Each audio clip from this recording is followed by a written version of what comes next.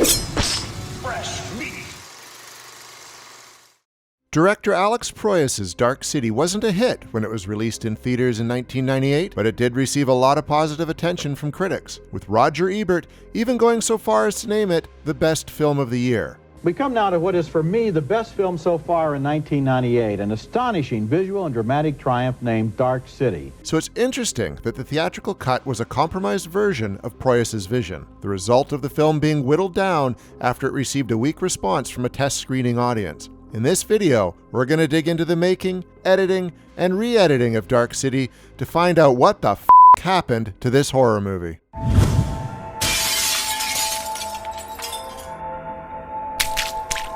Dark City tells the story of a man named John Murdoch, played by Rufus Sewell, who wakes up in a hotel room to find that he has no memory of anything that happened to him before he woke up. He doesn't know who he is, but he knows he doesn't want to catch the blame for the slashed-up corpse beside his bed. Murdoch's quest to solve the mystery of his own identity and find out why he's waking up next to dead bodies will eventually lead him to discover that the shape-shifting city of endless night that he's living in is under the control of alien beings called the Strangers, that he has the same reality-bending ability these strangers have, an ability called tuning. First, there was darkness. Then came the Strangers. That's a line from Dark City, but it's also a fitting description of how the concept of the film first occurred to Alex Proyas. It all started with a dream he had about the Strangers, the group of trench coat-wearing characters the filmmaker describes as strange, bald-looking men with an ethereal, androgynous quality. Basically, they resembled Riff Raff from the Rocky Horror Picture Show, which is why Richard O'Brien was cast as the most prominent stranger in the film. Inspired by his dream, Proyas began writing the first draft of Dark City in 1990, but the story would go through some major changes on the way to production. Wanting to blend a hard-boiled detective story with the science fiction genre, Proyas centered his first draft on a detective investigating a murder mystery, and over the course of the investigation, the detective would realize that nothing about the case, or the world around him, made sense. By the end of the script, the mystery became so overwhelming the detective went insane. The first draft sounds like it could almost be a prequel to the final version of Dark City, because there is a detective who lost his mind while on the job in the film, but he has already gone crazy and been taken off the case before we're introduced to him. Played by Colin Friels, he's a side character named Walensky, and he has some memorable interactions with William Hurt's Inspector Frank Bumstead, the detective who replaced him on the murder investigation, and with the prime suspect in the case, Murdoch. A music video director who made his feature debut with the sci-fi adventure Spirits of the Air, Gremlins of the Clouds, in 1987, Proyas is best known for his second feature, the 1994 comic book adaptation, The Crow. He found further inspiration for Dark City while he was filming The Crow, watching crew members work with the sets constructed to bring his vision of Detroit to the screen. This is when he had the idea of the imagery of the buildings growing from the ground up and changing shapes in the world of Dark City. Despite the success of The Crow, Proyas had trouble finding a suitable home for Dark City, moving it from studio to studio in search for the one that would give him the most creative freedom. It ended up at New Line Cinema. At this point, New Line was known as the house that Freddy built because it had paid off so well when they took a chance on Wes Craven's A Nightmare on Elm Street.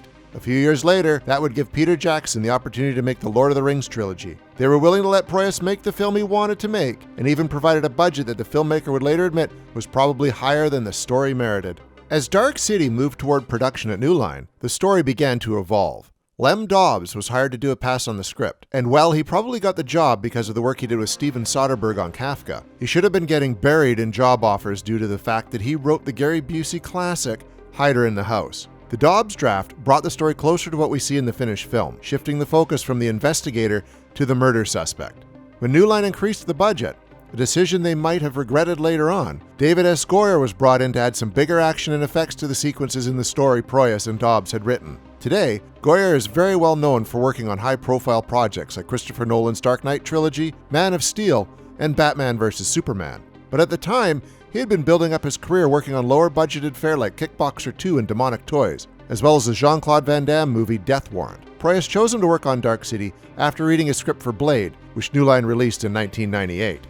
With the script ready, Proyas assembled his cast. In addition to the actors already mentioned, notable cast members included Jennifer Connelly as Murdoch's lounge singer wife Emma, Bruce Spence of the Mad Max franchise as one of the Strangers, Melissa George in her big screen debut as a prostitute who crosses paths with Murdoch, and Kiefer Sutherland who gives a show-stealing, oddball performance as Dr. Daniel Schreiber, a human who is in league with the strangers, and therefore one of the only people in the city who knows exactly what's going on. Schreiber is a character who was originally envisioned as being an older man. In fact, Proyas considered William Hurt for the role before he cast Hurt as Bumstead. And when Sutherland received the script, he thought there had been a mistake, as the role of Schreiber seems to be more fitting for his father, Donald Sutherland. Schreiber knows that the aliens are in control, which look like demonic jellyfish and are piloting human corpses. Every stranger is actually the reanimated body of a deceased person, or a dying race, and they're conducting this citywide experiment on people in hopes of finding a way to save them. They're not doing this on Earth either. All of the people in the city have been abducted from Earth and dropped into this fake metropolis, which happens to be on some kind of ship that's moving through space. That's similar to how Proyas took his cast and dropped them into a world that was meticulously crafted by production designers George Little and Patrick Totopoulos, alongside art directors Richard Hobbs and Michelle Magahi. With brief exceptions, Dark City was not shot in exterior locations. The entire city was built on a set. The place looks incredible, and even if the Academy didn't agree with Roger Ebert's opinion of the film enough to nominate it for Best Picture, you should have at least given the production designers and art directors a nod that year. Dark City was shot in Proyas' home country of Australia, and New Line let him do his thing. Trouble didn't enter the picture until Proyas had cut the film together and New Line held a test screening. The screening wasn't a disaster. There weren't any walkouts, but Proyas could tell that some members of the audience had checked out of the story well before the end. He said there was a lot of shuffling and moving around in the audience. Viewers were intrigued enough that they wanted to see how it all turned out, but they were anxious for it to be over. Checking the scores and comments after the screening, New Line found the audience opinion was split, which was bad news as far as they were concerned, because they had sunk something in the range of 30 to 40 million into this project, and they wanted it to appeal to the widest audience possible. Proyas wasn't surprised to find Dark City wasn't for everybody, and didn't want to alter his film to draw in viewers who might not appreciate his director's cut. But New Line felt some editing needed to be done, and an executive actually told Proyas, "You've got to dumb it down." The process of dumbing Dark City down involved trimming a lot of scenes and rearranging some moments, but the biggest change that was made was the addition of an opening narration delivered by Sutherland's Dr. Schreiber. They were a race as old as time itself.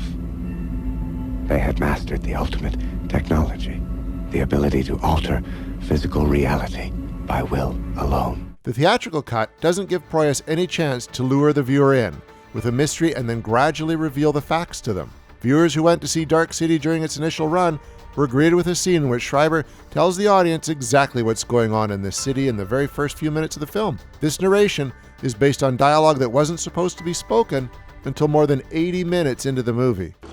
They abducted us and brought us here. This city, everyone in it, is their experiment. Every night at midnight, the strangers put everyone in the city to sleep so they can manipulate the cityscape and, with Schreiber's help, swap the memories of residents, changing people into different characters with different lives. Schreiber's narration is immediately followed by shots of people around the city falling asleep at midnight, something Proyas didn't intend for us to see until almost 40 minutes into the movie. Re-editing the film and making it easier for the general audience to understand didn't result in great financial success. Dark City quickly gained a cult following, but it only pulled in $27 million at the global box office. The film never ranked higher than number 4 domestically, largely overlooked in cinemas while Titanic was having its 17-week reign at number 1. Proyas felt that New Line might as well have just stuck with the director's cut, as he figured it would have made as much, if not more, than the theatrical cut did. Although Dark City got a special edition DVD release in 1998, with Ebert proving his appreciation for the film by recording a full-length audio commentary for it, the director's cut was not included on the disc. Fans didn't have the chance to see Proyas' cut of the film until 2008, when it was included on 10th anniversary DVD and Blu-ray releases. The director's cut has a running time 11 minutes longer than the theatrical cut. Most of those 11 minutes are achieved through scenes being slightly extended with additional shots, and dialogue exchanges containing some extra lines. The film's spiral motif gets a bit more focus, and some scenes are moved around in the timeline, like that early sequence of people falling asleep around the city occurring much deeper into the film. Proyas also took the opportunity to update the special effects used to show Murdoch's tuning ability, as he felt the tuning effect in the theatrical cut was too heavy-handed. It's a very minor tweak. Most importantly, the opening narration from Schreiber has been removed. Sure, the movie had worked fine with that narration in there, but giving an information dump like that up front just wasn't a good way to tell the story. In the director's cut, the viewer receives that information as the story plays out, learning what's going on as Murdoch does, which is how it should be. This business of you being a killer was an unhappy coincidence. You have had dozens of lives before now. You just happened to wake up while I was imprinting you with this one. The differences between the theatrical cut and the director's cut don't sound that huge when you break them down. But as Proyas says, all the small changes that were made for his cut have a cumulative effect of providing the audience a richer viewing experience. The fact the director's cut doesn't have Schreiber spilling the beans in the very first scene makes it a preferred vision of the film right away. Dark City was always awesome, even in its compromised form, but the director's cut is an improvement. It's great that Proyas was finally able to get it out into the world, and now viewers have the chance to watch the version of Dark City they should have been able to see in 1998. Thank you for watching our show. If you like what you see, please subscribe to our JoBlo Horror Videos channel. Tell your friends who like this sort of content, and turn on the bell to receive notifications for all our latest videos. We're an independent company, and we appreciate all of your support.